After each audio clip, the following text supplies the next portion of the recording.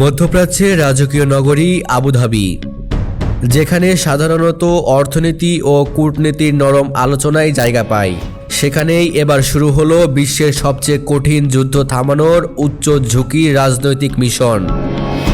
Ukraine যুদ্ধ বন্ধে নবনির্বাচিত মার্কিন প্রেসিডেন্ট ডোনাল্ড ট্রাম্পের বিশেষ শান্তি পরিকল্পনা নিয়ে রাশিয়া ও যুক্তরাষ্ট্রের প্রতিনিধি দলের মুখোমুখি বৈঠক পুরো বিশ্বে তীব্র আলোড়ন তুলেছে।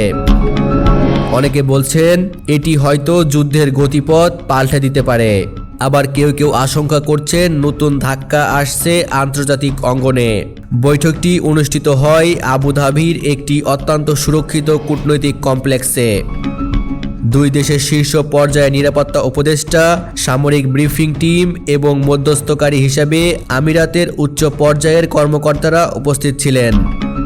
আলোচনা শুরু থেকেই ছিল উত্তেজনাপূর্ণ, কারণ ট্রাম্প যে পরিকল্পনা সামনে এনেছেন তা সম্পূর্ণ নতুন এবং প্রচলিত মার্কিন নীতির অনেকটাই বাইরে।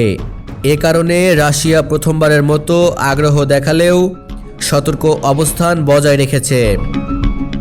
সূত্র জানায়, ট্রাম্পের পরিকল্পনায় রয়েছে যুদ্ধবিরতির দ্রুত বাস্তবায়ন, সীমান্ত নিয়ন্ত্রণের আন্তর্জাতিক পর্যবেক্ষক নিয়োগ এবং রাশিয়া নিয়ন্ত্রিত কিছু এলাকায় সামরিক প্রশাসনিক সমঝোতা। কিন্তু সবচেয়ে আলোচিত বিষয় হল রাশিয়া ও ইউক্রেনের মধ্যে নতুন নিরাপত্তা করিডোর বা বাফার জোন গঠনের প্রস্তাব।